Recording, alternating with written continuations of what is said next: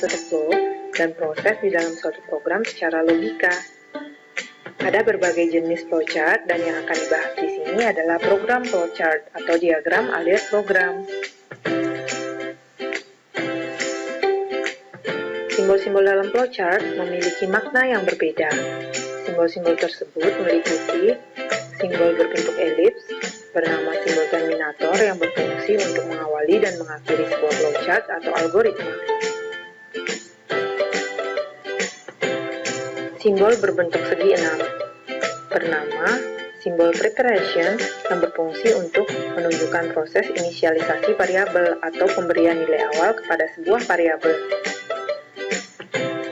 Simbol berbentuk jajar genjang, bernama simbol input-output atau simbol data, berfungsi untuk menunjukkan input-output data yang dilakukan oleh user secara manual.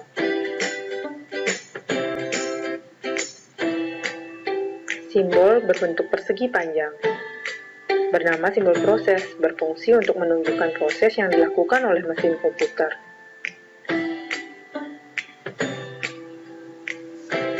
Simbol berbentuk belah ketupat, bernama simbol decision, berfungsi untuk menunjukkan proses pengambilan keputusan berdasarkan kondisi tertentu. Untuk menghubungkan semuanya, digunakan simbol anak panah bernama simbol arrow yang bertujuan untuk menunjukkan arah aliran. Contoh flowchart pertama. Di sini kita akan belajar membuat flowchart sederhana. Misalnya, untuk membuat flowchart luas lapangan sepak bola. Jika diketahui panjang sama dengan 120 meter dan lebar sama dengan 90 meter. Nah, flowchartnya adalah pertama dengan membuat simbol terminator bertuliskan start terlebih dahulu karena setiap flowchart diawali dengan simbol ini.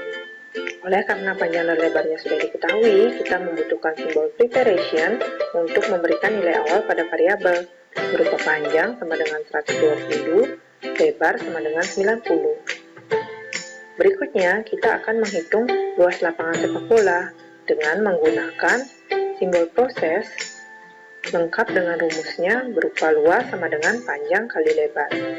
Untuk menampilkan hasilnya di layar monitor, kita membutuhkan simbol output bertuliskan right luas dan flowchart diakhiri dengan simbol terminator bertuliskan R. Untuk menghubungkan semua simbol ini digunakan simbol arrow yang berbentuk anak panah dan menunjukkan arah aliran. Dengan demikian, flowchart untuk menghitung luas lapangan sepak bola pun selesai.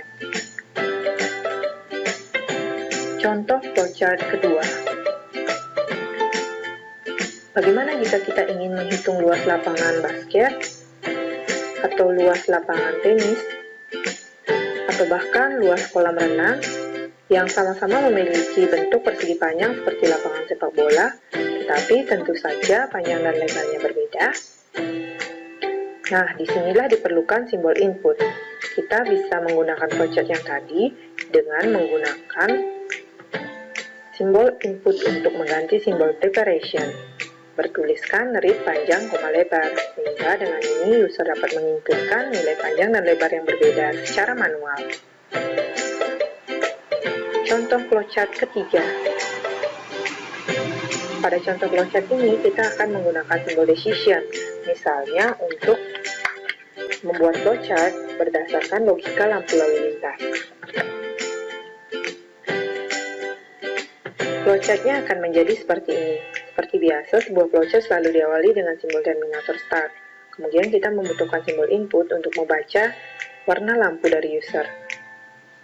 Selanjutnya, kita membutuhkan simbol decision untuk mengecek apakah warna lampunya sama dengan merah. Jika ya, ikuti anak panah true, sehingga diperoleh keterangan sama dengan berhenti.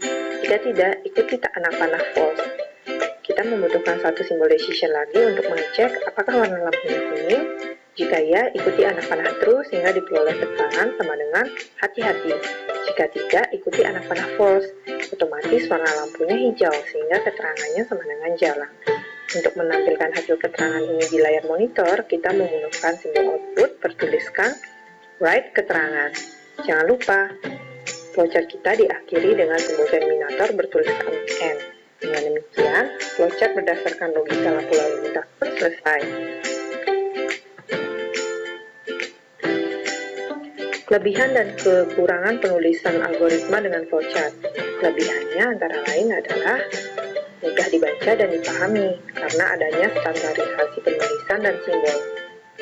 Kemudian, cocok untuk algoritma tak kompleks atau yang memiliki tingkat kerumitan rendah, serta cukup rinci dengan pemodelan secara visual. Sedangkan kekurangannya adalah tidak cocok untuk algoritma yang kompleks atau memiliki tingkat kerumitan tinggi. Kemudian, cukup sulit untuk diterjemahkan ke kode program yang sebenarnya. Dan proses yang digambarkan kurang detail karena kurangnya ruang untuk penulisan flowchart. Silahkan perhatikan flowchart ini. Jika Anda belum paham, silahkan klik replay. Namun, jika Anda sudah paham dengan materi flowchart, maka slide ini akan berakhir dalam 3, 2,